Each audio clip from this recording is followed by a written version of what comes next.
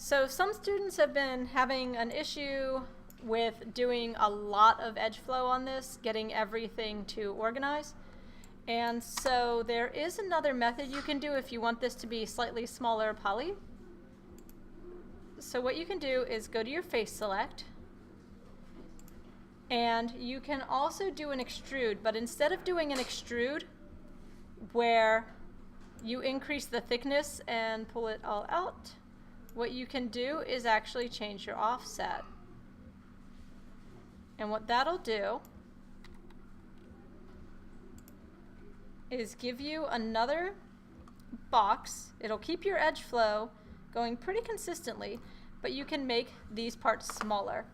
And then from there, if you want to do an eyelid or anything, you can multi-cut, and notice it's going to keep that ring selection very easily. Same thing with the mouth. If you wanted the mouth here, we could go ahead and do a control select. And then, once again, go through, grab your face, without your cut on.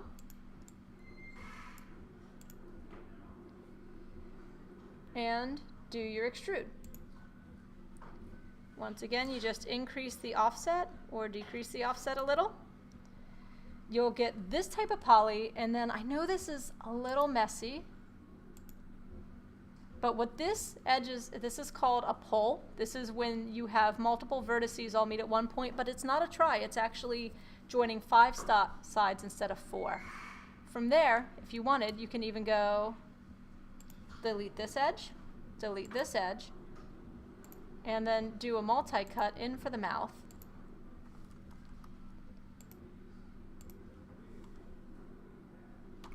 From there,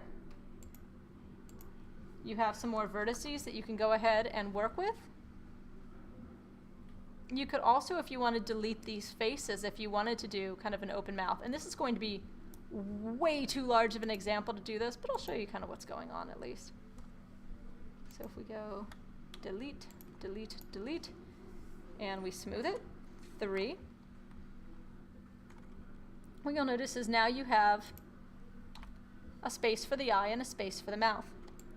You don't necessarily have to do this only on things that get cut out. If I wanted my ear here, I could go ahead and do the same thing. Do your extrude,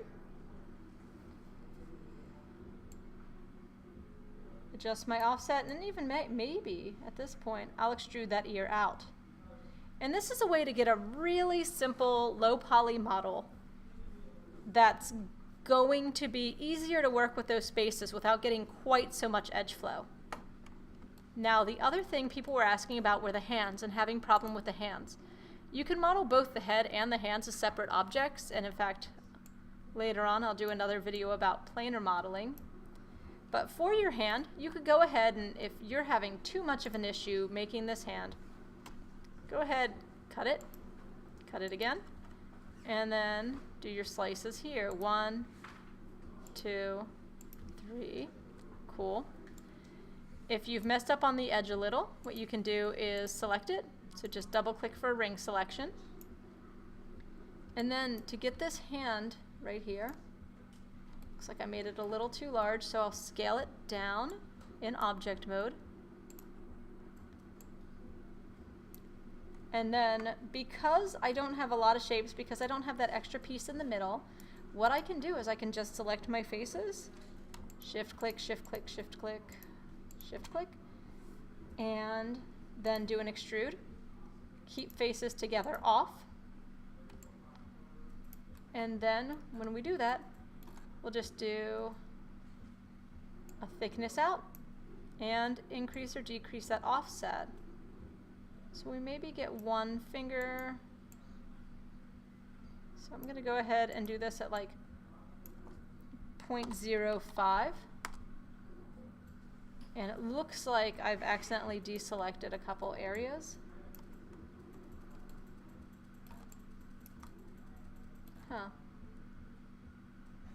So I kind of do that to model the hand. Now I do have students staying after school, so I can give you an example of this in class if you want, but here you go. Simpler face, simpler hand. And then you would just make sure everything has the same edges to cut it together.